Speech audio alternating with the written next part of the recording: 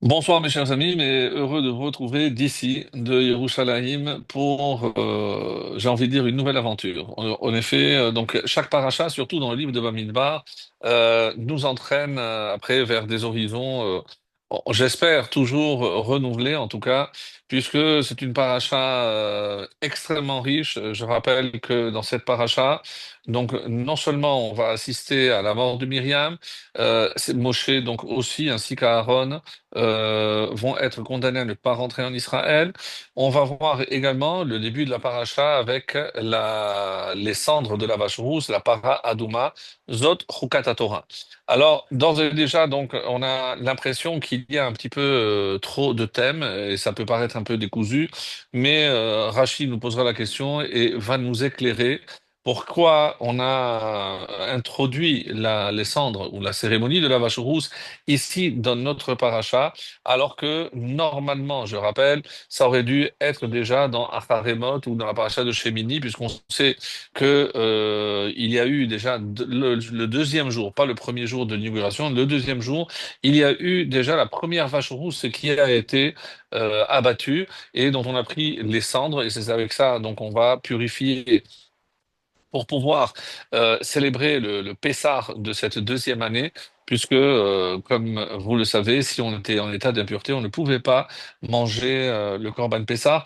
Donc, il est clair que on avait déjà reçu toutes ces instructions, et même si vous me dites, oui, mais il y a certainement des détails qui ont été rajoutés dans notre paracha, ce qui est vraiment le cas, mais on aurait pu tout mettre à sa place dans la paracha de Shemini. En tout cas, il est clair que dans Vayikra, ça avait beaucoup plus sa place que ici dans Bamidbar.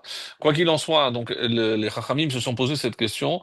Et la première réponse qu'ils nous proposent, c'est pour nous enseigner quelque chose d'essentiel, puisque on va voir que dans cette paracha, on va assister à la mort de Myriam, et pour nous rappeler, on va voir l'ordre chronologique. Donc Myriam meurt, donc on n'a plus d'eau, puisque c'est grâce à elle qu'il y avait le puits, le BR, donc il n'y a plus d'eau. Moshe donc va devoir parler au rocher pour savoir s'il veut bien donner l'eau. Donc il va pas trouver tout de suite le bon rocher. Il va finalement taper au lieu de frapper, et Dieu va le punir pour cela en n'entrant pas en terre d'Israël. Est-ce que c'est véritablement cet événement qui a déclenché ou qui a fait qu'il lui est interdit de rentrer en Israël? Ou c'est uniquement l'aboutissement? On savait déjà qu'il n'allait pas rentrer. Je le rappelle toujours, dans Shemot, lorsque Hachem a dit à Moshe, quand celui-ci lui a demandé, mais pourquoi tu as fait du mal à ce peuple, tu m'as envoyé pour le libérer et ça a empiré.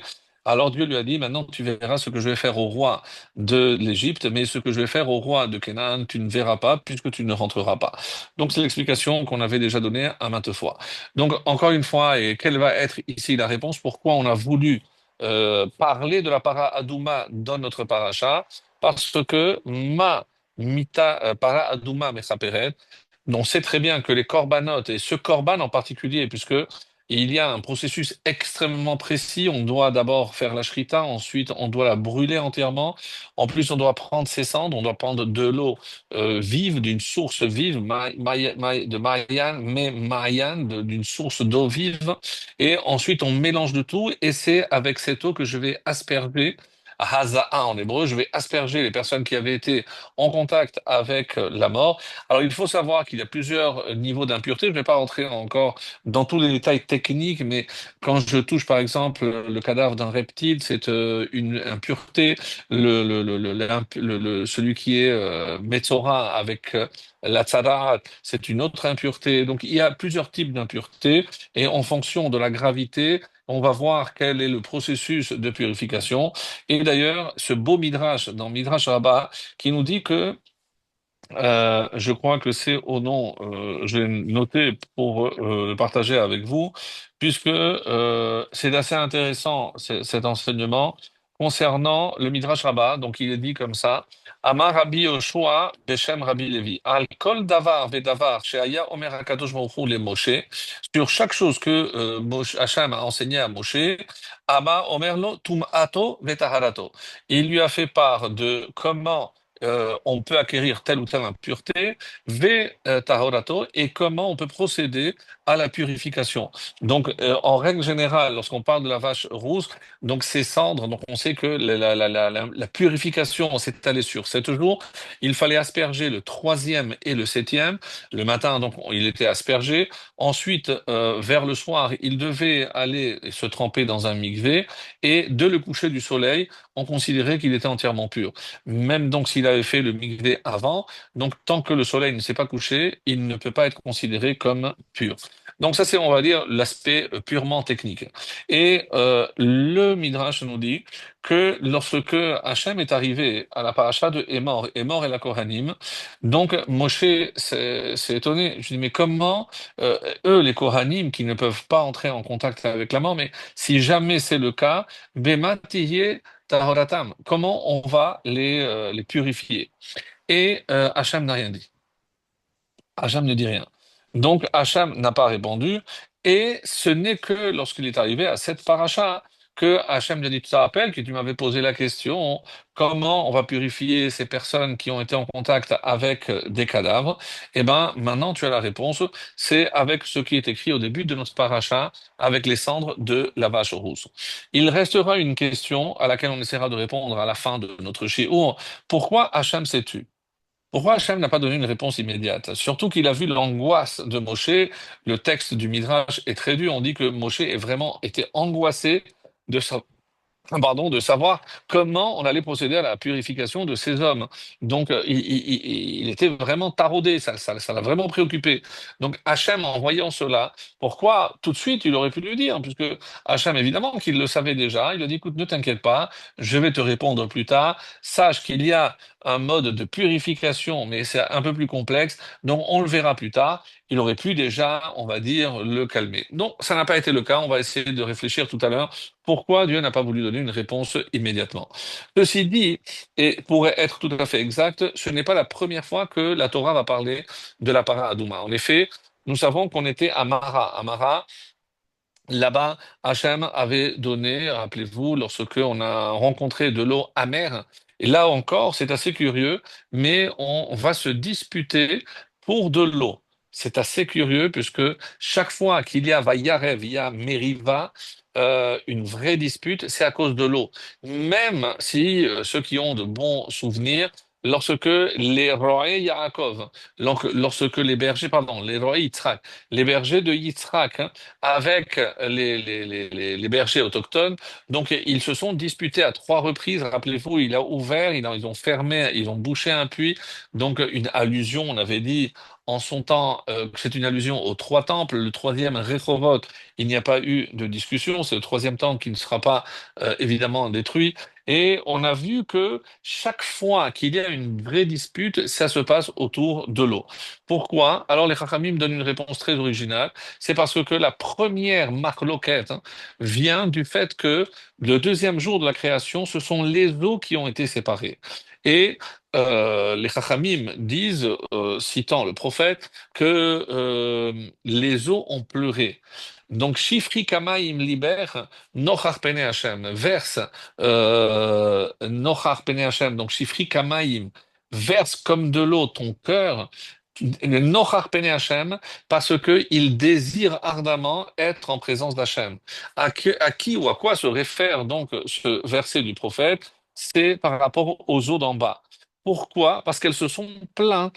Comment Dieu a séparé ces eaux et il y a des eaux qui sont restées en haut, proches d'Hachem, et des eaux qui sont restées en bas. Et donc, c'est la première fois qu'il y a une marloquette, qu'il y a une séparation. Et c'est pour cela que chaque fois qu'il y aura une vraie marloquette, une séparation, une divergence, pour ne pas dire une véritable altercation, c'est au niveau de l'eau, puisque la première séparation a été opérée par rapport à l'eau, justement. Alors, ceci dit, Hachem va évidemment consoler les eaux d'en bas en disant que il viendra un temps où lorsque Dieu construira ou demandera au peuple juif de construire le temple, il y aura des libations qui se feront avec de l'eau de la source, qu'il y aura également le mikvé. Dans le mikvé, non seulement il y aura de l'eau d'en haut de pluie, mais il faudra qu'il soit mélangé aux eaux d'en bas. Et c'est pour ça que le mikvé symbolise, puisque c'est aujourd'hui également un signe de purification et comment justement on passe par ce stade de purification, parce que si je considère que l'eau a été le premier élément qui a été séparé, et ben de là la séparation, et on sait que la séparation symbolise aussi l'inverse de la vie, puisque si la vie c'est l'union, donc forcément la séparation, lorsque le corps par exemple et l'âme se séparent, eh ben c'est le contraire de la vie, donc c'est bien la mort dont on parle, et donc quelque part, donc on va procéder à rassembler les eaux d'en haut des eaux d'en bas, et cet espace s'appelle un mikvé. Et curieusement, lorsque la femme termine sa période de nida, elle va se tremper dans ces eaux-là qui symbolisent l'union par excellence. Et pourquoi c'est l'union par excellence? Parce que ça symbolisait la séparation par excellence. Depuis le deuxième jour de la création, Dieu avait séparé les eaux d'en haut des eaux d'en bas, et le mikvé est ce lieu. Mikvé, c'est rassemblé, Yikavu Hamaim, là où vont se réunir à nouveau les eaux d'en haut des eaux d'en bas.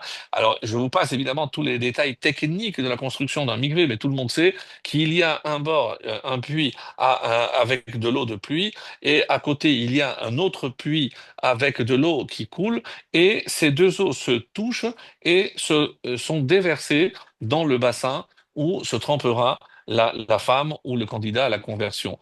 Donc, quelque part, donc, ces eaux-là symbolisent la vie par excellence, puisque c'est l'inverse de la séparation. Et cette femme qui se prépare également à se réunir avec son mari, et on sait très bien que de cette union peut, et si Dieu le veut ainsi, et c'est ce qu'on souhaite, Bezrat Hashem, eh ben, peut jaillir la vie, puisque c'est comme ça que Hachem a voulu que la vie soit générée par l'union, et pas seulement l'union ici-bas de l'homme et de la femme ou autre, mais par ces eaux, les eaux d'en haut et les eaux d'en bas. Donc c'est une image que je trouve exceptionnelle, et puisque c'est une paracha qui parle de pureté et d'impureté, il fallait évidemment rappeler cela, comme je l'ai dit qu'à la fin de la purification, j'ai cité très rapidement que la personne impure devait se tremper dans un mikvé. Maintenant, vous avez compris la symbolique. Donc, au niveau de la vache rousse, il y a une autre symbolique parce que je vais aussi récupérer ces cendres et les mélanger avec de l'eau. Là aussi, on expliquera plus tard symboliquement qu'est-ce que ça représente, mais ça, je laisse pour la fin, pour le message de la fin, puisque c'est une autre lecture de ce début de paracha. Mais avant cela, je voudrais revenir encore une fois sur la mort de Myriam, bien entendu. Alors, là, on est vraiment, on peut dire, un peu étonné. Alors, il y a des midrashim très durs qui disent que à la mort de Myriam, hein, il n'y avait que 4 personnes qui ont assisté. Oui, vous aviez bien entendu. Donc, c'est choquant. Donc, vous vouliez des scoops, vous allez en avoir. À l'enterrement de Myriam Hanevia, il y a eu 4 personnes, mais qui sont. Je rappelle que son fils Rour était mort puisqu'il a refusé lors de la faute du veau d'or, de participer d'une quelconque manière à l'érection d'une quelconque idole. Donc, il a été tué. Et en voyant son neveu tué, c'est ce qui a permis à Aaron dit, le peuple ne peut pas rester sans personne. C'est la raison pour laquelle donc il va entre guillemets participer. Donc il y a Moshe, il y a Aaron et il y a les 2 enfants qui sont restés vivants de Aaron, euh, Elazar et Itamar. Et la question est la suivante. Donc, la Torah nous donne un mois, à savoir quel est le mois où ils sont arrivés à Kadesh. Et c'est là, à Kadesh, que Myriam va trouver la mort. Donc, ce qui est assez curieux, c'est que Vayamot Sham, Vaïka Versham. Elle est morte là-bas, elle a été enterrée là-bas.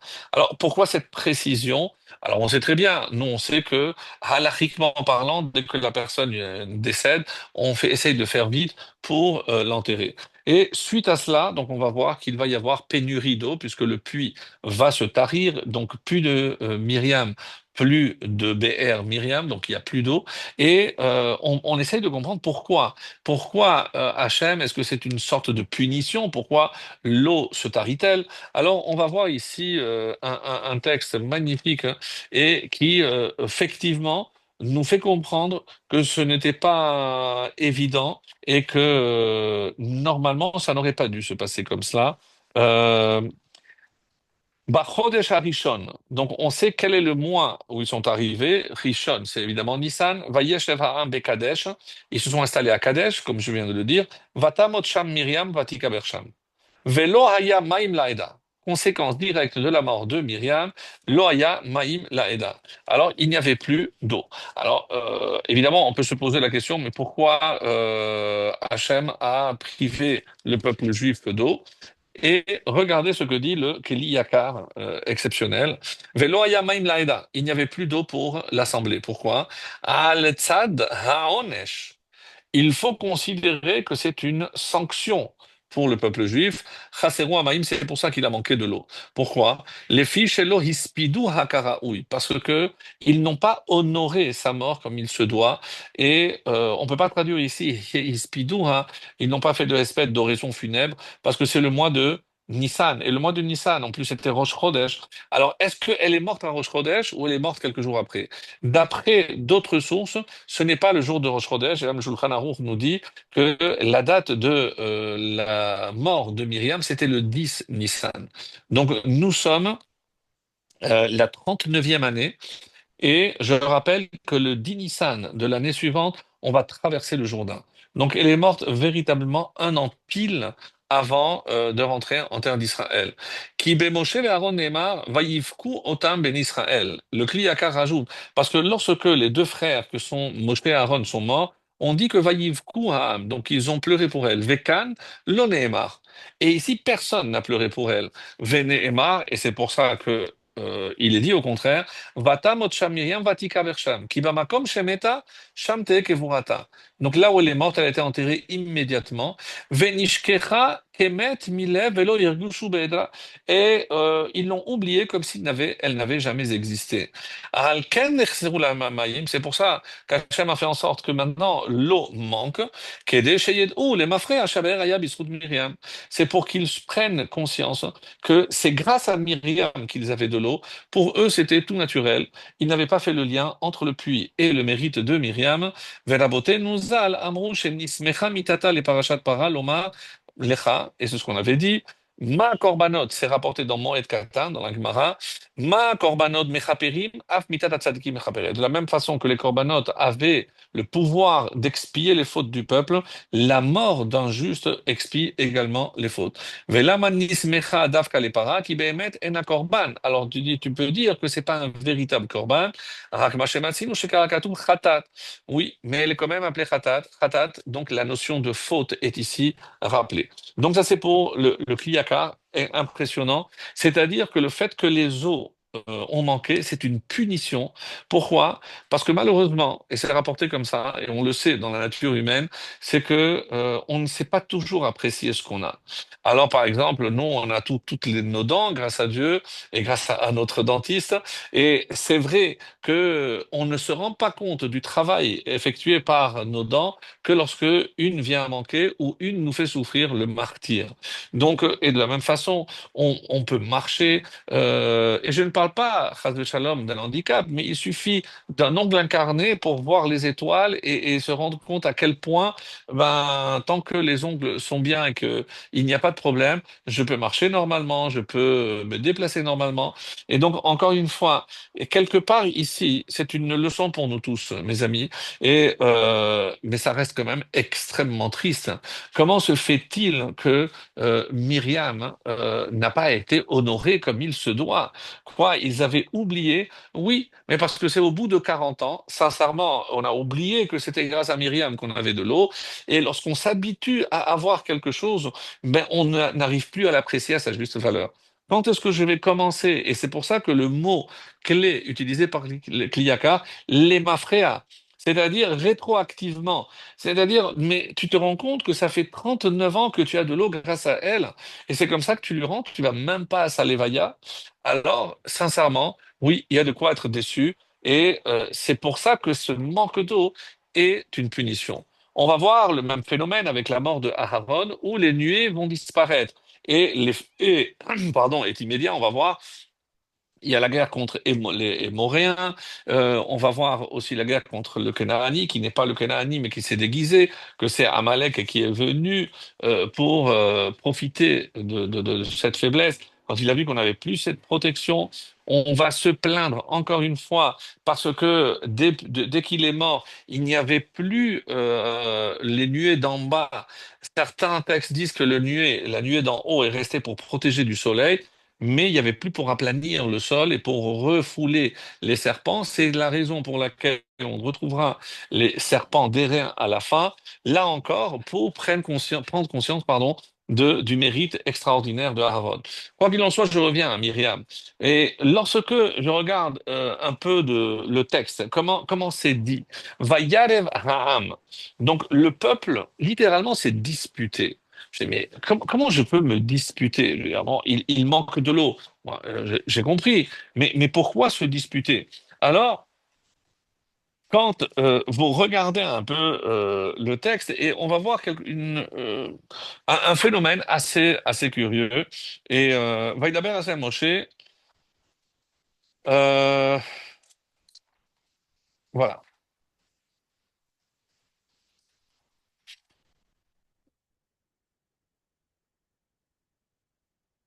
Vayarev Ha'am, c'est le verset que je cherchais.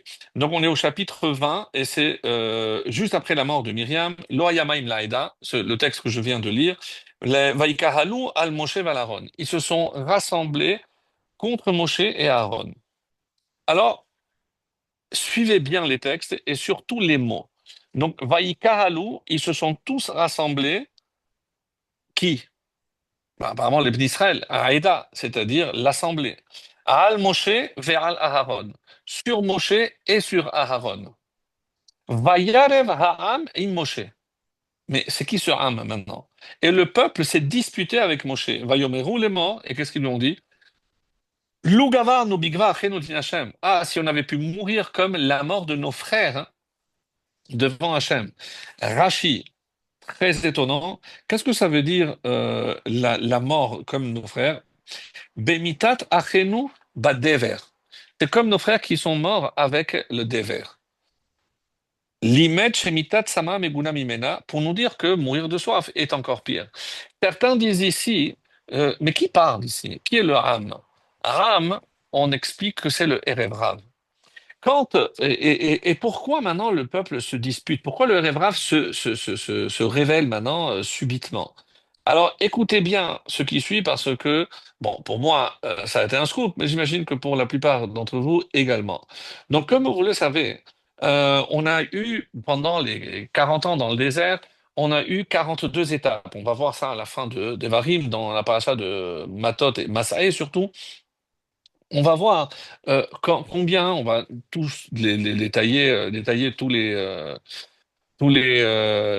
avant Devarim, à la fin de Bamidbar, donc dans la paracha de Massé, on va voir toutes les étapes. Il y en a eu 42.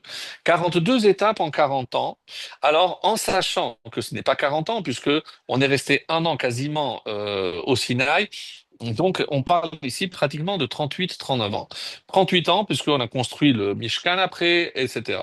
Donc, si on tient compte de cela, en sachant qu'à Kadesh, ils sont restés 19 ans.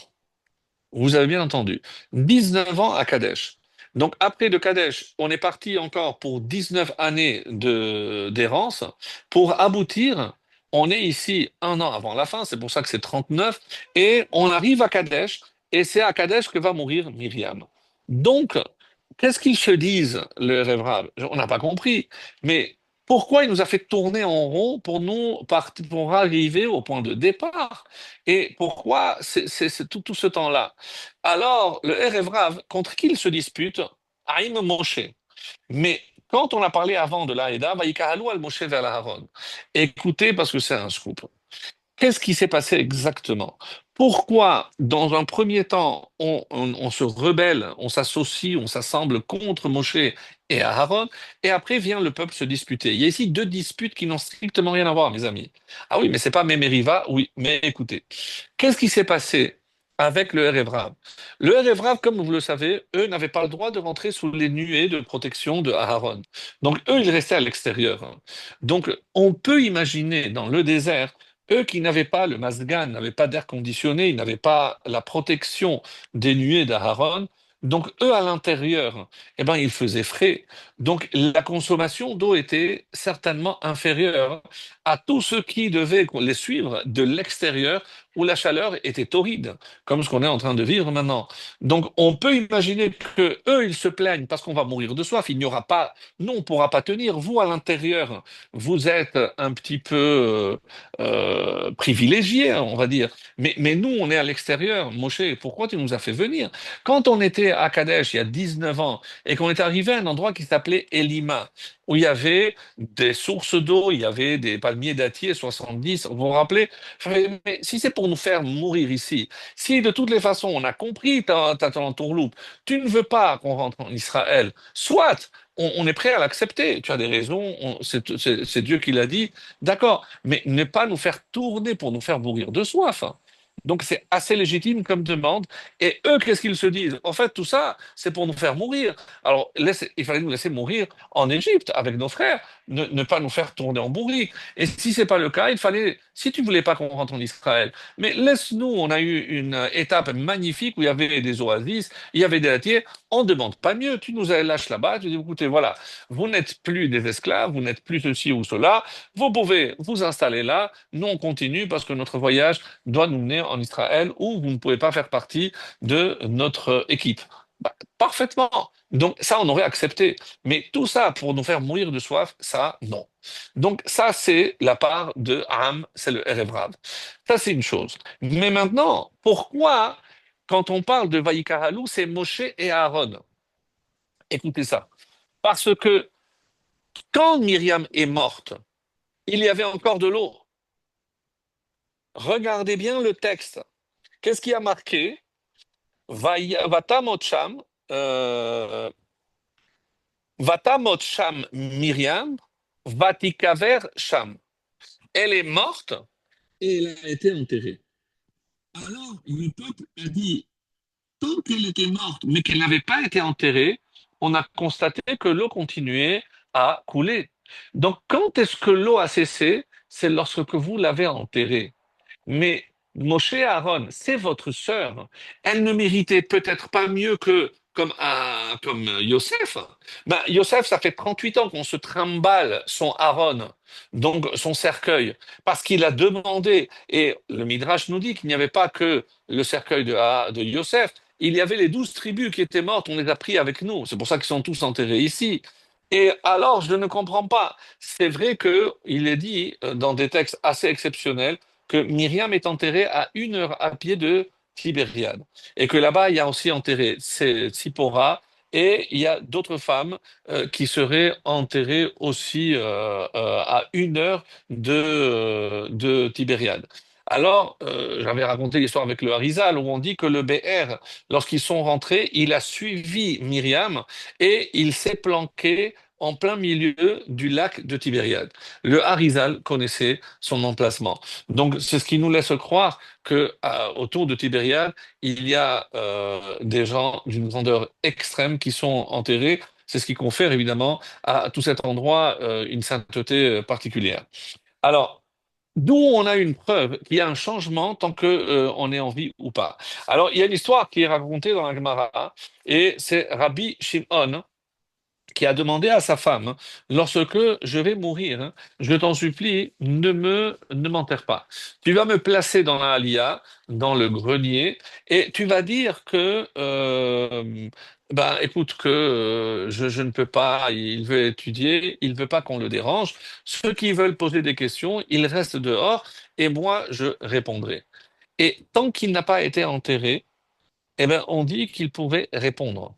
Et effectivement, les gens qui posaient des questions, ils écoutaient des réponses. Et les commentaires disent là-bas, c'est que après quelqu'un a dit, mais dis-moi, on voit plus ton mari, donc il y a des suspicions. Et évidemment, une fois qu'on l'a enterré, ben, c'était fini. Il y a la même chose qui s'est passé avec Rabbi Yehuda Anassi. On dit qu'après sa mort, il venait faire le qui douche. Donc, mais il ne parlait pas. Pourquoi? Parce qu'il avait déjà été enterré, donc il ne pouvait pas communiquer. Et lorsqu'une femme a dit, mais dis-moi, c'est vrai que j'ai cru voir ton mari, donc depuis ce jour-là, il n'est plus revenu. Rabbi venait simplement pour consoler sa veuve et continuer à faire le kiddush comme si de rien n'était. Bon, on parle de Rabbi Yehuda Hanassi, bien entendu. Alors, pour la Lévaya de Myriam, je disais, il n'y a eu que quatre personnes, Moshe, Aharon, El-Hazar et Itamar. Et l'autre question qui est posée par nos Rachamim, mais pour Moshe, à la limite, je peux comprendre, mais Aharon, El-Hazar et Itamar, ce sont des Kohanim. On parle au début de notre paracha de l'impureté, mais comment ils se sont rendus impurs pour... ils auraient pu si elle n'avait pas épousé, mais on sait qu'elle a épousé, et donc elle était mariée, et du coup, comment ils se sont rendus impurs? Et d'autres qui posent la question, mais comment on peut faire un respect alors que on est en Nissan, et même ceux qui disent que c'est à Rosh Chodesh, puis qu'elle est morte. La seule autre date, d'ailleurs, où on sait, parce que le texte nous dit, c'est pour Aharon. Et c'est Rosh Chodesh Av. Et Moshe, nous on connaît la date, mais elle n'apparaît pas dans la Torah, c'est le 7 Adar. Bien entendu. Alors, la question est, pourquoi pour Aaron, on a précisé le jour et ici pour Myriam, on n'a pas précisé? Une réponse très originale consiste à dire, puisque Nissan, de toutes les façons, tout le mois, on ne fait pas de raison funèbre. Qu'est-ce que soit le 1 ou le 10, finalement, ça ne change pas grand-chose. Et c'est pour ça qu'il y a les deux avis qu'on peut trouver. Mais pour Aaron, pourquoi il a fallu que ce soit le Rosh Chodesh et qu'on dise précisément? Eh bien, il y a une réponse très originale qui dit, n'oubliez pas que qu'est-ce qui se passait le 9 av au soir? Eh ben, chaque année, il y a 15 000 qui mouraient. Donc, à Kadesh, par exemple, il y a pendant 19 années où ils sont restés, eh ben, il y a 19 fois 15 000, 285 000 enterrements en 19 ans, ils ont fait.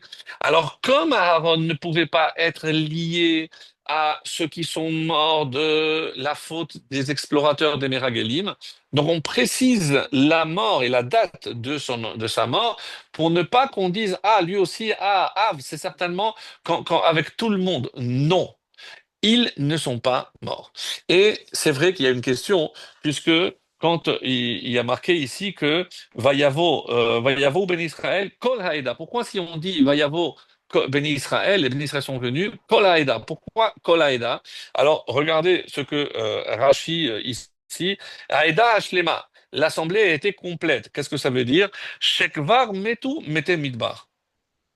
Parce que ceux qui devaient mourir étaient déjà morts. Mais on a un problème.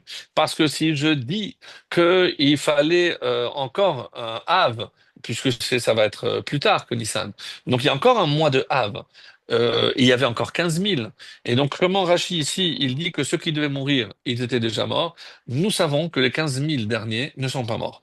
Et donc, d'où on l'apprend? Parce que Kolaïda, tous ceux qui devaient rentrer étaient là à Kadesh, un an pile avant la rentrée et la traversée du Jourdain. Alors, le Taz va apporter une explication. D'abord, vous savez que normalement, il y a une halakha que lorsque il y a un décès dans un appartement, dans une maison, eh ben, toutes les eaux qui étaient découvertes, il faut les jeter. On devait les jeter. Shofrim mai megulim, quand il y a un mort. Alors, on dit parce qu'ils auraient pu stocker. Comment ça se fait que dès qu'elle est morte, il n'y a plus d'eau? Parce qu'on a versé toute l'eau qui était découverte. Et j'imagine qu'à cette époque, il n'y avait pas de quoi couvrir, donc ils avaient peut-être de l'eau un petit peu en stock, mais il a fallu la jeter. Et c'est pour ça le Talmud dit, mais alors, attention, ils ont mal fait. Pardon? Oui. Quelle est la raison pour laquelle on doit jeter cette eau? Biglal shemalach hamavet metil sam betor hakeli. Parce qu'on a dit que l'eau est découverte.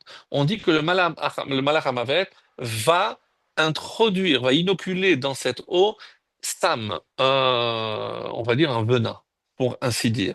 Comme si quelque part, hein, l'eau qui est le symbole de la vie, maintenant va être frappée parce que le malach hamavet est venu frapper ici et donc va frapper sur tout ce qui représente la vie. Et qu'est-ce qui représente par excellence la vie, puisqu'on n'arrête pas de le dire, c'est l'eau. Donc l'eau, elle va être touchée.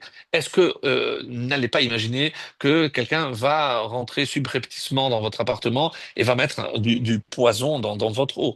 Il n'est pas question de ça. Donc c'est évidemment comprendre un peu plus métaphoriquement. Alors, c'est pour ça qu'on jette. Donc, Kedé, chez Acherim, on dit que c'était aussi un code à l'époque. Lorsqu'on voyait des gens sortir et jeter l'eau, ça voulait dire parce qu'on n'annonce pas de mauvaises nouvelles. Donc, ah, vous jetez de l'eau, donc oui, oui, bah, on a eu. Donc, c'était un code en quelque sorte. On peut dire ça comme ça. Mais quand est-ce qu'on jette l'eau? C'est lorsque le Malach Hamavet est venu intervenir. Mais est-ce que c'est le Malach Hamavet qui est venu prendre la Neshama de Myriam? Non. L'âme de Myriam n'a pas été saisie par le Malach Hamavet. Ah bon? Non. C'est une Gemara Meforeshet qui dit Shisha metu bemitat neshika. Il y a 6 personnes qui sont mortes mitat neshika. Ça veut dire que c'est pas le Malach Hamavet, c'est Hachem qui est venu littéralement la mort du baiser. Donc Hachem aspire et récupère la neshama et ça n'entraîne pas de toum'a. Vous vous posiez la question comment Aaron et ses enfants sont venus au Espède de Myriam? Parce qu'elle ne transmet pas la Toum'a. C'est incroyable. Mais quelqu'un qui est mort par Mitat Nishika, il n'y a pas d'impureté. Alors, toute la paracha, au début, on parle de l'impureté de la mort. Il y a une mort qui ne communique pas, et laquelle, justement, c'est Mitat Nishika. Bon, si ça peut nous consoler, il n'y a eu que 6 personnes qui ont eu droit à ce privilège extraordinaire. Moshe, Aaron et Myriam, bien entendu, et il y a Abraham, Yitzhak et Yaakov. Donc au total, 6 personnes. Abraham, Yitzhak et Yaakov, Moshe, Aaron et Myriam. Eux sont morts, Mitat Neshika, donc ils ne véhiculent pas d'impureté. Et même si on dit Al-Pi Hashem pour Aaron et pas par rapport à Myriam, on dit que c'est par, évidemment, on va dire par un euphémisme, parce que ce n'est pas élégant de dire qu'Hachem a embrassé, a pris d'une femme. Donc c'est la seule raison pour laquelle on a omis de dire Alpi Hachem, mais nul doute que Myriam a quitté ce monde avec un baiser divin. Alors, pourquoi ils ne sont pas venus à la Lévaïa de Myriam? Ça, c'est une question qui reste. Alors, sachez que le Al-Shich HaKadosh pose 12 questions sur notre paracha, pas moins. Et parmi ces questions, il dit aussi pourquoi on a précisé le mois de la mort de Myriam, pourquoi ici il y a marqué Vatamot Vatika Versham. Donc, on a donné déjà une réponse. C'est parce que ce qu'on a reproché à Moshe, c'est de l'avoir enterrée là où elle était morte. Donc, et comment par la suite elle va être enterrée, elle va se retrouver à côté de Tibériade. Moi, personnellement, je ne le sais pas. J'ai pas eu le temps de fouiller encore, mais il faut croire que son corps a été récupéré. Comment? Je ne sais pas. Mais en tout cas, c'est comme ça que c'est écrit. Alors, ils sont partis de Calèche, comme on l'a dit, le Erev Rav, donc on sait pourquoi ils se sont plaints, et finalement, une année plus tard exactement, ils vont traverser le Jourdain. Alors, leur plainte, hein, tant qu'elle n'était pas enterrée, on avait dit, il y avait eu de l'eau, et c'est dès qu'ils l'ont enterrée, donc maintenant je comprends. Alors la Gemara que je cherchais tout à l'heure, c'est dans Baba Metzia, Pédalet, donc 84, où c'est Rabbi Shimon qui a demandé à sa femme de ne pas l'enterrer, et on voit de là-bas que effectivement, donc tant qu'il n'était pas enterré, il avait la possibilité de communiquer en tout cas, et tant qu'elle n'était pas enterrée, l'eau continue à couler parce qu'elle était, sa présence en quelque sorte était encore là, alors qu'une fois qu'elle est sous terre, donc l'âme se sépare et elle n'est plus là. Ensuite, on va voir que à la mort de Aaron, Be'orara, donc le Yoshev Negev, Hakenaani, donc celui qui était dans le sud, appelé le Canaan, mais on sait que c'est Amalek qui va profiter de notre faiblesse parce qu'il a compris qu'on n'avait plus la protection de ces nuées. Et nos Haramim nous disent que c'est la première fois où on va assister à une prière en temps de guerre. Alors bon, malheureusement, aujourd'hui, c'est quelque chose qui est devenu peut-être courant, mais à l'époque, c'était quelque chose d'exceptionnel. Pourquoi? Parce qu'on voit avec Amalek, on sait que Hachem ilachem lachem. Donc quand on a traversé la mer Rouge, bah, on n'a eu rien à faire, on n'a pas levé un petit doigt. Avec Amalek, donc Moshe levait les mains, mais il n'y avait pas encore une fois de bataille ou de prière. Ici, ils étaient conscients qu'ils n'avaient plus la protection de Aharon. Je parle de la fin de la paracha. Et c'est le Meshech Chochma qui dit comment se fait-il que c'est pour la première fois qu'ils vont prier ici à tant qu'il y avait l'Anané Kavod, il n'avait rien à craindre. Mais ici, il savait qu'il n'y avait plus, puisque quand il est mort à Rosh Chodesh Av, comme vous le savez, donc, alors là-bas, on dit que pendant combien de jours il y a eu le Hesped d'Aaron? Certains disent 30 jours, certains disent donc tout le mois de Av, certains disent que non, que la guerre c'était pendant le mois de Av, donc ils n'ont respecté que 7 jours de deuil. Quoi qu'il en soit, et pendant cette guerre, hein, il y a un phénomène assez curieux, c'est qu'ils ont fait une marche arrière de 7 étapes. Comme l'explique Rachid, je ne rentre pas dans les détails parce que je voudrais revenir sur autre chose. Et donc, c'est pour ça que le hesped de Aaron, donc on dit que loyau ananim az, puisqu'il n'y a pas d'ananim, il n'y a pas de protection. Et comme c'est vrai que tout est une bonne raison pour se plaindre, donc on oublie tout ce qu'on a eu et pour nous concentrer uniquement sur ce qu'on vient de perdre. Et c'est pour ça qu'Hachem enverra ses serpents. Mais pendant 40 ans, il n'y a pas un serpent qui s'est approché de vous. Vous avez oublié que c'était grâce à Aaron et grâce à ces Ananékavot qui non seulement rendaient la route vraiment plate, donc il n'y avait rien, aucun effort à faire, il n'y a pas de descente ou de montée. Tout était plat, tout était parfait. Et encore une fois, comme avec Myriam, le même phénomène.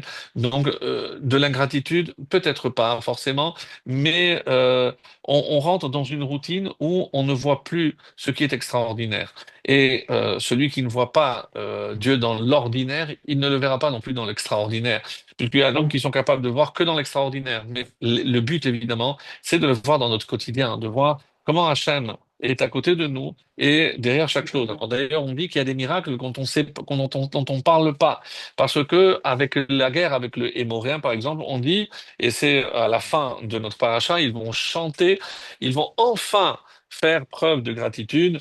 Ils vont chanter sur le BR, ils vont rendre grâce enfin pour le puits quand ils ont fini de pleurer pour Aaron.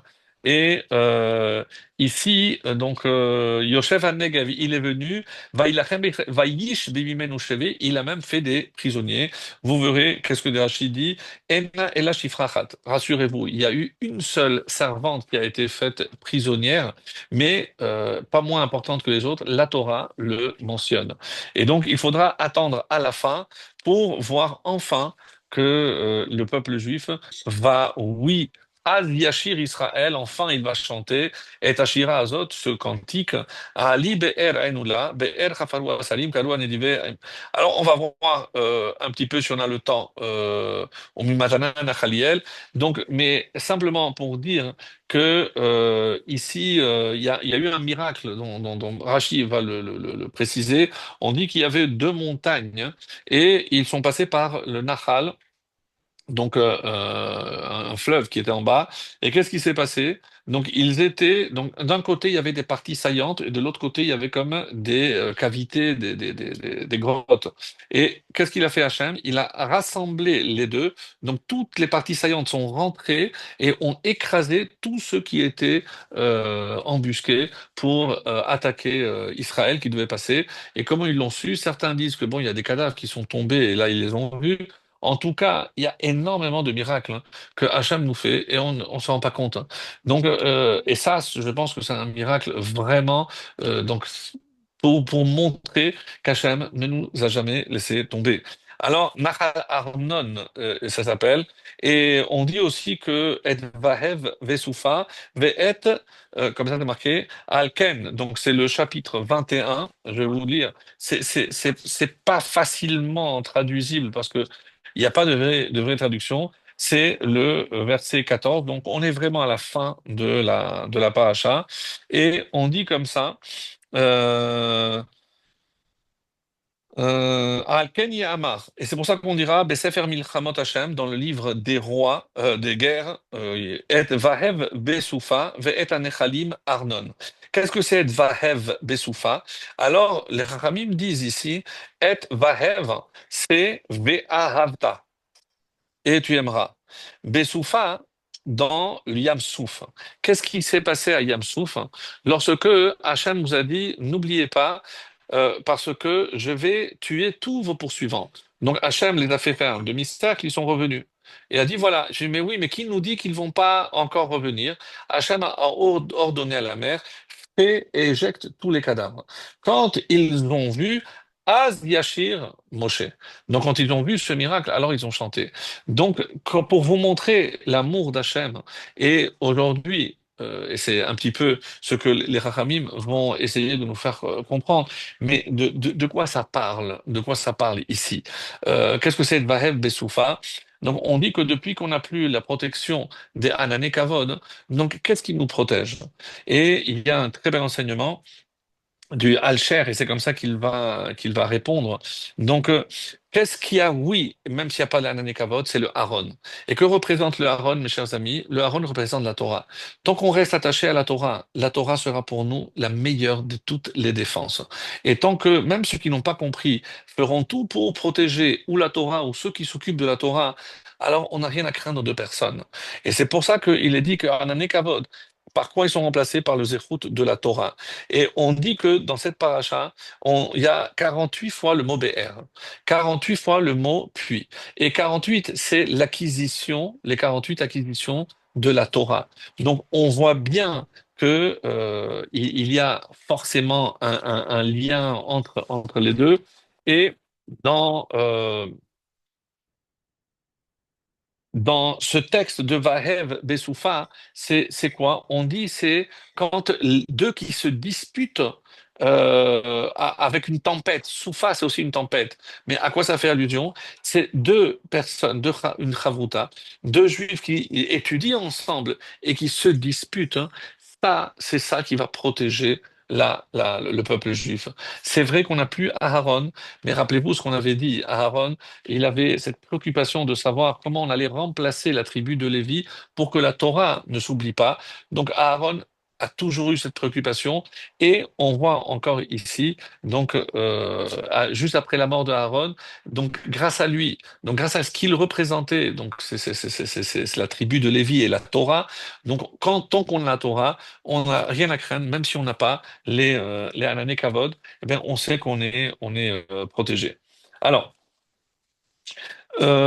Pour la suite, donc rappelez, même si on l'a déjà dit, que cette paracha fait un bond de 39 années.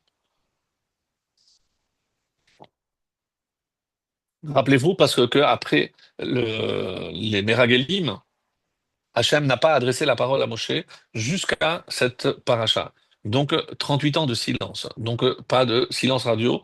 Hachem n'a pas communiqué.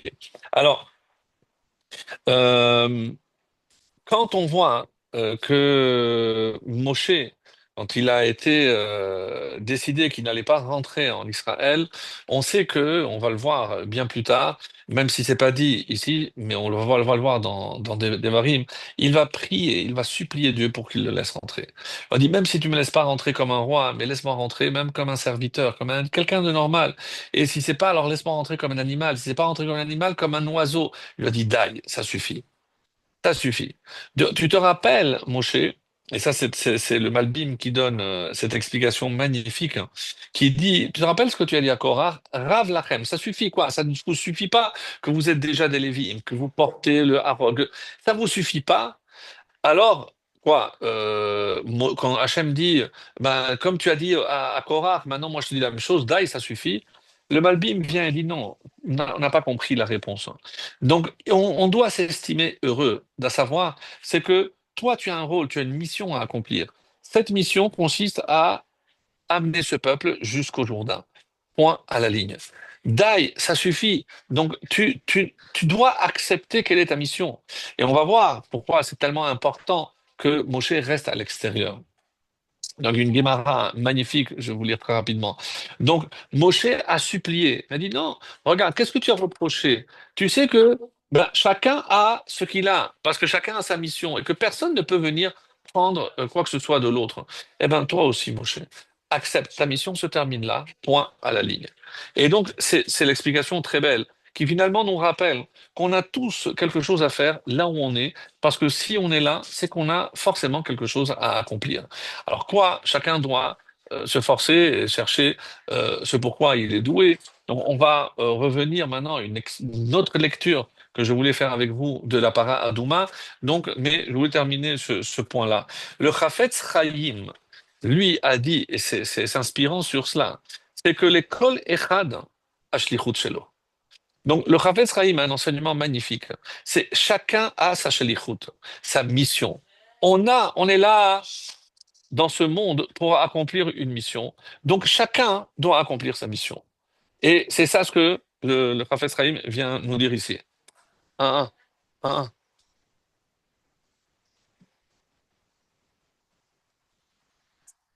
Et il donne cet exemple magnifique. On dit qu'il y avait un bijoutier qui partait à la retraite. Qu'est-ce qu'il a fait? Il a proposé tous ses outils. Il avait tout, vraiment des outils extrêmement précieux et précis. Il est allé les proposer à un cordonnier. Et le cordonnier lui a dit, mais qu'est-ce que tu veux que je fasse avec ça? Je lui ai dit, mais je te fais un bon prix. Je lui ai dit, mais même si tu me les fais gratuits, mais ils vont m'encombrer. Moi, je n'ai rien à faire avec les outils. Eh ben, mes amis, c'est un peu comme ça que le Chafetz Chaim nous fait comprendre. Chacun vient avec des outils. Ces outils, c'est ses qualités, c'est tout ce qu'il peut profiter et mettre au profit des autres. Parce que qu'on ne se rend pas compte, mais on a tous une shlichut.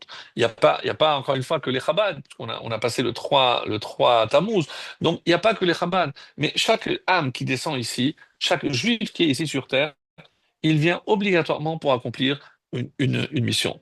Alors, toute cette génération qui va rester dans le désert, hein, qu'est-ce qu'Hachem, il lui dit? Et c'est une forme de consolation. Toi, tu es censé rester avec eux. Mais pourquoi? Parce que qui va rentrer avec eux? Donc, toi, c'est toi qui vas achever, même si ça prend 3000 ans. Mais Az Yashir, Moshe. Alors, Moshe chantera. Donc, c'est au futur. Moshe va ressusciter. Et il y a une discussion de savoir si toute cette génération qui est morte dans le désert, est-ce qu'ils vont ressusciter, est-ce qu'ils auront l'âme là-bas ou pas? Peu importe. Mais Hachem lui dit, ta mission, c'est de rester auprès d'eux. Et quand tout le monde rentrera, eh ben, c'est toi qui vas les faire rentrer. Comme il a dit Mordechai à Esther, quand il a dit, qu'est-ce qui sait que si c'est pas pour ça que tu es là aujourd'hui? Et qu'est-ce qu'il lui a dit? Alors, ce que le Midrash ne dit pas, mais j'ai trouvé ça formidable, c'est que lorsque Esther, elle se présente, à quoi il a pensé à Achashverosh? Il dit, regardez, la première reine que j'avais, je lui ai demandé de venir, elle n'est pas venue. Celle-là, je lui ai rien demandé, elle est venue. Donc, ça se présentait déjà mal, que les choses soient claires. Donc, avec Achashverosh, ça fait plus de 30 jours. Donc, c'était plus une esclave que sa femme ou que la reine. C'est ce que Esther a essayé de faire comprendre à Mordechai. Non. Si tu es là, c'est peut-être parce que ce moment est arrivé et que tu as un rôle déterminant à jouer. Et c'est pour ça que je voudrais vous lire Masechet Nida. Masechet Nida, c'est le dernier traité du Talmud. Et on est à la fin. Donc c'est vraiment la fin du Talmud. Et là, s'il y avait le temps, vraiment, je passerai du temps à vous lire ce passage parce que il est exceptionnel. Alors, de quoi s'agit-il? C'est une braïta qui dit Tanu Rabanan. Shenem Asar Devarim Shalu Anshe Alexandria et Rabbi Yoshua ben Hanina. Le Rabbi Yoshua ben Hanania, rappelez-vous, c'est le spécialiste des réponses au goïm. Donc, il y a plein dans le Talmud, et les gens d'Alexandrie, c'est les intellectuels. Donc, c'était vraiment les sages d'Alexandrie. Je me rappelle qu'Alexandrie, il y avait déjà eu cette fameuse bibliothèque dont on a souvent parlé. Donc, c'était vraiment des sages. Et ils ont posé 12 questions, pas moins, à Rabbi Yoshua. Donc, je voudrais les lire et les répondre. Non, mais ça, on n'a pas vraiment le temps. Mais comment la Gemara va résumer ces questions? Chez Losha d'Ivrei Chokhmah, il y a trois d'entre elles, c'est des questions vraiment de sagesse, c'est-à-dire halacha, vraiment terre à terre, etc. Chez Losha d'Ivrei Agada, trois des questions de Agada, c'est plutôt une interprétation, on va dire, midrashique. Chez Losha d'Ivrei Burut, trois des questions de sottise. Bon, voilà pourquoi? Shelocha, livré des Eretz, et trois, les dernières, des questions de bonne conduite. Donc, moi, malheureusement, je ne peux pas passer sur toutes les questions, mais par exemple, la première, c'est un idolâtre qui est mort, c'est que par rapport à la Touma, donc c'est vraiment très précis, mais ça démontre une connaissance colossale de ces sages d'Alexandrie. Et la question qui nous intéresse, nous, c'est pour ça que je suis allé chercher cette Gemara, c'est la troisième question de la troisième série. Donc, qu'est-ce qu'il est dit? Donc, c'est donc avant la dernière série, donc on est dans la neuvième question. Qu'est-ce qui est dit? Metim leatid lavo, les morts qui vont ressusciter pour les temps futurs. Est-ce qu'ils nécessiteront l'aspersion du troisième et du septième jour? Maintenant que vous avez déjà entendu le début du cours, vous savez de quoi je parle. On parle ici de les cendres de la vache rousse, donc qui étaient aspergées le troisième et le septième jour. Mais la question, pourquoi on dit que c'est des sottises? Parce qu'on est rentré dans quelque chose qui nous échappe. Qu'est-ce qu'ils veulent dire? De quoi ils parlent? Parce que lorsqu'un corps ressuscite, est-ce que je considère qu'il était, lui, en contact avec la mort? Mais enfin, mais comment il va être en contact avec la mort? Parce que si je dis qu'il restait le petit os qui s'appelle l'ouze, et qu'à partir de ce petit os, il va y avoir tous les autres, donc cet os qui, oui, représente peut-être une source d'impureté, donc va transmettre l'impureté à tous les autres, les parties du corps. Donc lorsque le corps va émerger, est-ce qu'il faut le purifier? Est-ce que ça s'appelle donc que cette personne ressuscitée est impure et qui nécessitera une purification? Ça, c'est la question. Rabbi Yoshua va répondre. La réponse est époustouflante parce qu'on ne comprend rien. Et il a donné deux réponses. Alors, il leur a dit, l'ircheyichio, nehkam lahen. Alors, c'est une phrase qui a été reprise lorsque je ne veux pas me casser la tête, lorsque les gens ils disent, oui, comment ça va se passer lorsque le Mashiach va venir? Je dis, ben, quand ça arrivera, on verra. En fait, c'est la réponse. L'ircheyichio, quand ils reviendront à la vie, nehkam lahen. On va réfléchir à cette question. Autrement dit, tant que, parce que nous ne savons pas si Luz est resté, parce que certains disent que les Mété Midbar, ceux qui sont morts dans les déserts, les 600 000, moins 15 000, et donc ils n'ont pas eu de part au monde futur. Donc est-ce que si je dis qu'ils n'ont pas eu de part au monde futur, est-ce que ça veut dire que le petit os Luz, il a été aussi, lui, rendu en cendres? Est-ce qu'il a complètement disparu ou est-ce qu'il est quand même resté? Donc on ne sait pas. Donc on verra. Si c'est le cas, alors on décidera. Donc, en fait, c'est une manière de botter en touche. Donc, on verra lorsque ça arrivera. Et Ikade Amré, il y en a qui disent que non. Quelle a été la réponse de Rabbi Yoshua?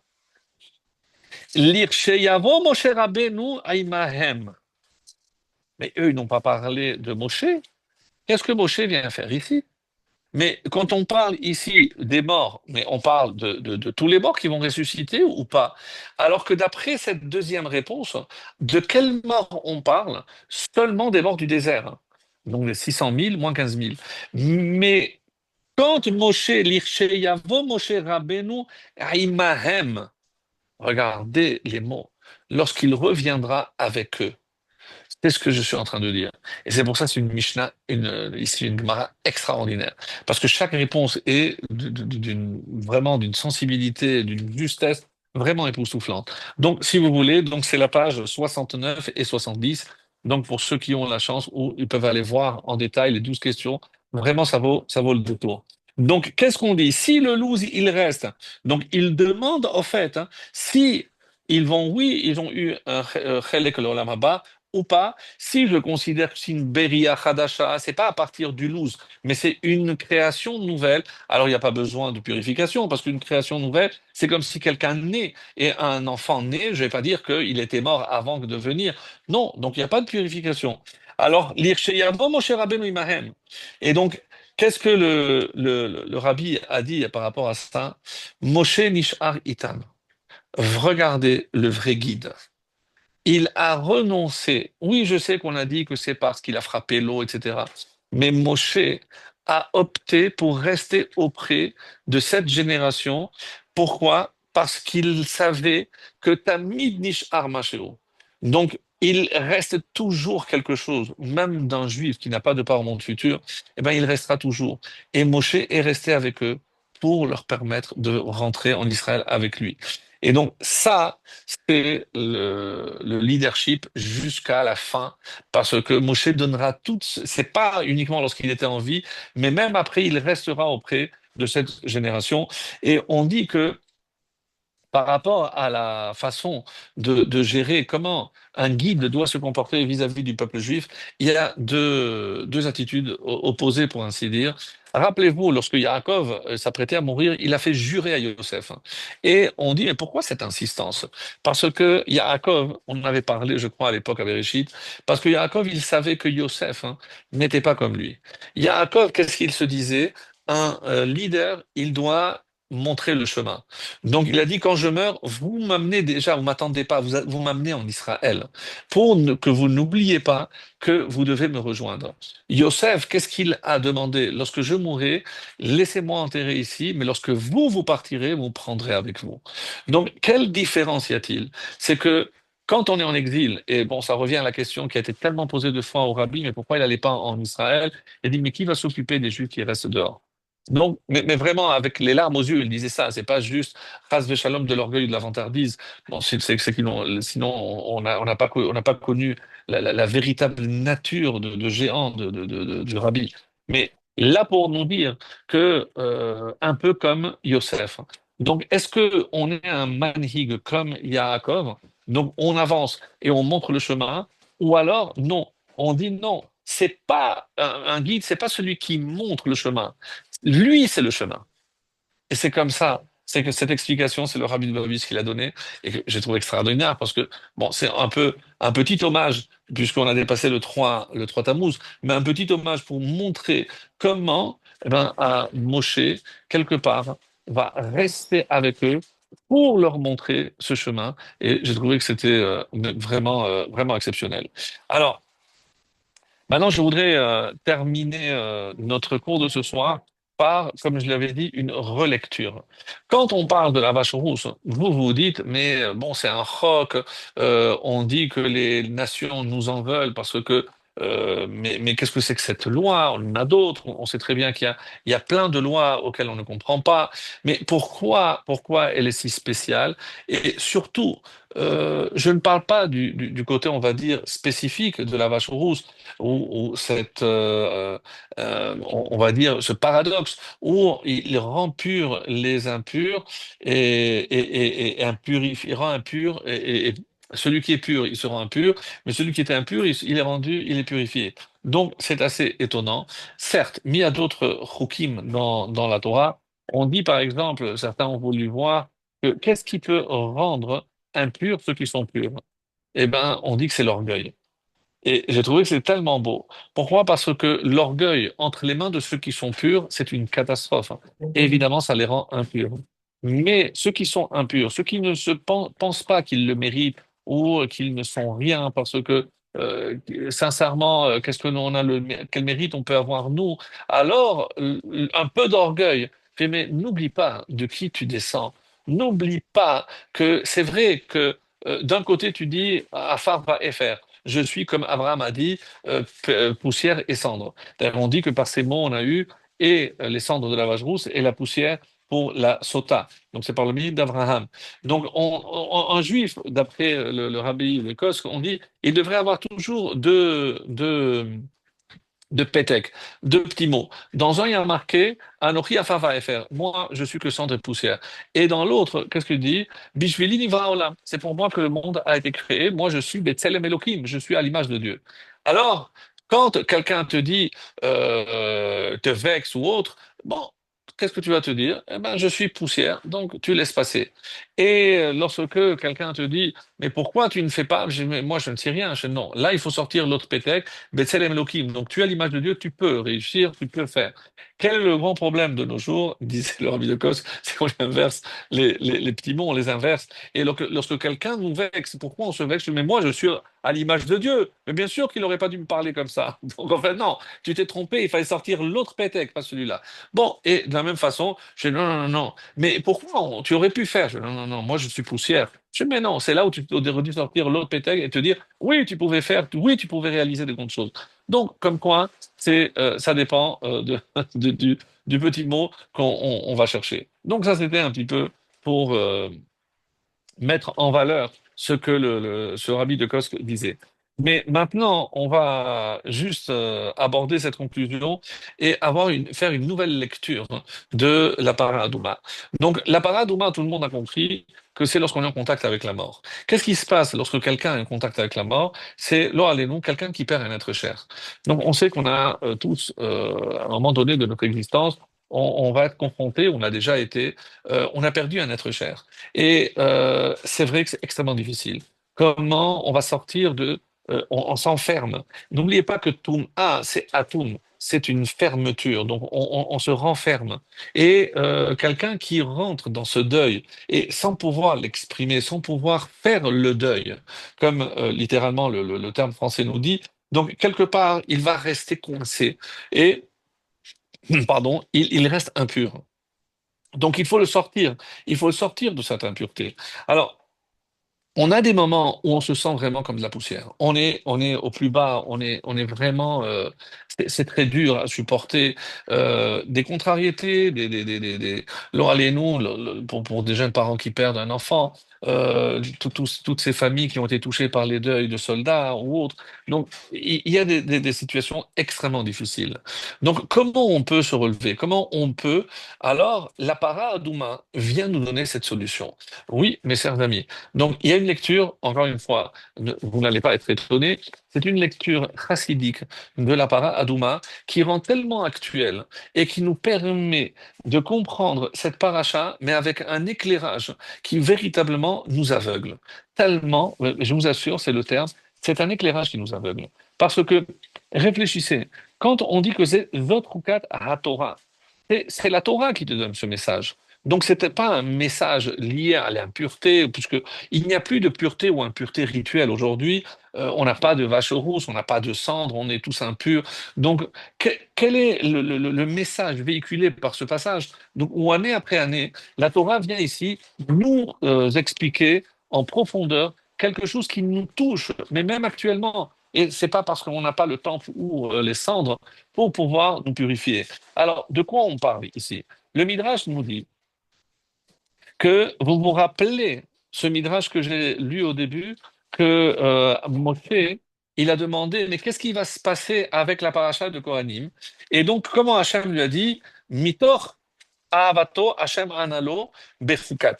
Donc, la suite dit, pourquoi Moshe Pachad? Pourquoi il a eu peur? Parce qu'il a dit, mais quoi alors? Il n'y a pas de purification pour une telle impureté. Et Mitor Ahavato Hachem Analo Bechukat. Donc Hachem n'a pas répondu tout de suite. Et Achukat, dans notre paracha, Hachem vient et répond. Vous vous rappelez, on a posé la question au début du cours. Et qu'est-ce que j'ai dit? Pourquoi Hachem n'a pas répondu tout de suite? Et vient la Chassidoute et nous dit, parce que entre les deux, qu'est-ce qu'il y a eu? Entre le moment où Moshe pose la question et toutes ces parachiotes entre où Hachem vient apporter la réponse. Qu'est-ce qu'il y a? En hébreu, on appelle ça shetika, le silence. Alors, on peut apprendre du silence. Qu'est-ce que cela nous enseigne? Quelqu'un qui est touché par un deuil, eh ben, quelle est la meilleure réponse? C'est le silence. Je ne cherche pas à le consoler. Non, mais tu sais, là, maintenant, elle est plus haut, elle est encore plus haut, elle est mieux. Non, non, non, non, non. C'est pas tout de suite. Hachem aurait pu tout de suite donner la réponse à Moshe. Non, il a opté pour le silence. Et c'est comme ça qu'il dit, Bashtika yesh tshuva. C'est que dans le silence, il y a la réponse. Et c'est quoi cette réponse? Il faut faire le deuil. Il faut laisser une place à la douleur. Pourquoi la halakha dit qu'il y a 3 jours pour pleurer et 7 jours pour le deuil? Il faut faire le deuil. Pourquoi on déchire un vêtement? C'est pour extérioriser cette peine. Donc, plutôt que de t'énerver et d'arracher ou de casser quelque chose, on va canaliser cette peine, cette colère même, et tu déchires un vêtement. Et là passe donc cette peine, cette douleur, cette incompréhension.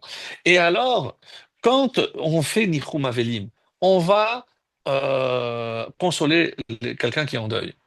Vous savez qu'il y a une halakha qui dit, je ne dois pas parler tant que l'endeuillé n'a pas parlé. Oui, c'est une halakha. Donc, moi, je viens avec quoi? Avec le silence. Mais de qui je l'apprends? D'Hachem. Donc, Hachem vient nous dire, la meilleure réponse à ce deuil, c'est le silence. Et il faut souffrir. Ne viens pas dire, mais non, mais enfin, tu comprends pas, c'est un manque de émouna, si tu es triste, etc. Mais vous rigolez ou quoi? C'est la shetika, c'est cette façon d'intérioriser ou d'extérioriser, du coup, ce deuil. C'est indispensable comme quelqu'un qui n'a jamais pleuré. Et on dit que à la suite, des années plus tard, lorsque ça a déferlé comme une vague, il a passé une période extrêmement difficile parce qu'il n'a pas fait le deuil en son temps. Et si on n'arrive pas tout seul, il faut aller en parler. Il faut extérioriser. Alors on dit comme ça que forcément, la Havelout, c'est aussi pleurer. Évidemment que c'est pas un manque de émouna. Il y en a qui vont essayer de se retenir. Je dis non, parce que si je pleure, ça veut dire je n'accepte pas ce qu'Hachem il m'a envoyé. Mais non, là, la elle te dit 3 jours pour pleurer. Évidemment que tu dois pleurer. Évidemment que tu dois ressentir ce manque, que tu dois sentir cette peine. C'est humain. Plus que cela. On dit qu'il y a quelqu'un qui avait perdu toute sa famille à la Shoah. Et il n'a jamais réussi à s'en remettre. Il est allé, quelqu'un lui a dit, écoute, ça va pas le faire, dépression, etc. Et il est allé, et on lui a dit, écoute, va voir le rabbi. Et le rabbi lui a dit, sache une chose, que la peine, mais vous savez pourquoi, Rav, je suis dans cet état?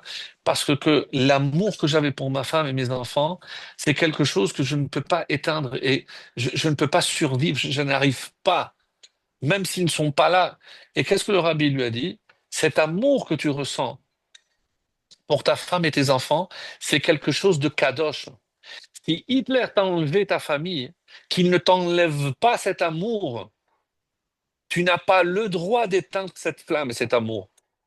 C'est ce que le rabbi lui a dit. Et qu'est-ce que je dois faire? Tu dois chercher maintenant à qui verser cet amour. Va dans un orphelinat, va chercher des enfants qui sont en manque d'amour et déverse cet amour. Eh ben, c'est un monsieur qui se rendait toujours dans des orphelinats. C'est un monsieur à la choule où il distribuait des bonbons. Il avait un sourire. Là où il allait, il avait toujours une cohorte d'enfants. Il a su trouver cette force. Et il racontait toujours, quand on lui posait la question, il lui a dit, ça m'a redonné goût à la vie, ça m'a redonné un sens. Et cet amour, je continue à le déverser vers des gens, des fois, qui en manquent. Et comme moi, j'ai cet amour, et c'est le rabbi qui m'avait dit, surtout ne laisse pas éteindre cet amour. Évidemment que on aurait pu dire, ça y est, oublie, tourne la page, comme on entend des discours, mais d'une banalité terrible et horrifiante. Mais c'est terrible, comment on va, c'est comme ça que vous pensez qu'on peut consoler? Non. Ne tourne pas la page. Cet amour, garde-le, mais fais-en quelque chose de constructif. Utilise-le pour construire quelque chose. Et c'est ça le message de la vache rousse. Comment? Qu'est-ce que les cendres? Les cendres, c'est lorsqu'il ne reste plus rien, mes amis. Et même lorsqu'il ne reste plus rien, qu'est-ce que la Torah vient et dit? Va chercher de l'eau. L'eau, c'est déjà le symbole de la vie. Tout le monde sait que s'il n'y a pas d'eau, il n'y a pas de vie. Mais il faut aller chercher dans une source vive. Donc, et qu'est-ce qu'il est dans le processus d'Alakha? Donc, j'aurais pu dire, je mets les cendres et après je rajoute l'eau. Si je fais ça, tout est invalide. Je dois d'abord prendre l'eau, c'est le symbole de la vie, et maintenant, je vais prendre les cendres. Je vais prendre ce deuil que j'ai, je vais le mélanger avec la vie. Et maintenant, c'est ça qui va me purifier. C'est lorsque je trouverai la combinaison de comment prendre ce deuil. Et ça peut être une tristesse, une incompréhension, une angoisse, des anxiétés, tout ce que vous voulez. Vous prenez, et c'est quoi la solution? C'est pas, on va pas s'en défaire aussi facilement. Ben, on va la mélanger avec de l'eau. Évidemment, je vais pas vous dire que la Torah c'est l'eau aussi, mais il est évident que c'est de ça qu'il s'agit. Parce que tant que je suis en vie, tant que je peux encore donner, eh ben, c'est ça la solution. Et c'est ça la purification par les cendres de la vache rousse. C'est prendre, mélanger, et c'est ça qui donne goût à la vie. Même celui qui était impur, celui qui était endeuillé, eh ben, par cette aspersion. Et 3 et 7, vous vous êtes rendu compte, c'est parce qu'il n'y a pas 3 jours sans Torah, parce que je ne peux pas vivre sans la vraie source. Et c'est comme ça. Il y a donc une dernière histoire que je voulais vous raconter, que je trouvais tellement belle. Donc, euh, c'est l'histoire sur Rav Mordechai Eliyahu. Donc, j'ai trouvé merveilleuse et je la partage avec vous comme tout ce que je trouve de très beau.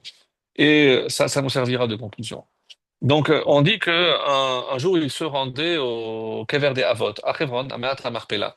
Et donc, c'était en plein hiver, donc il pleuvait à torrent, etc.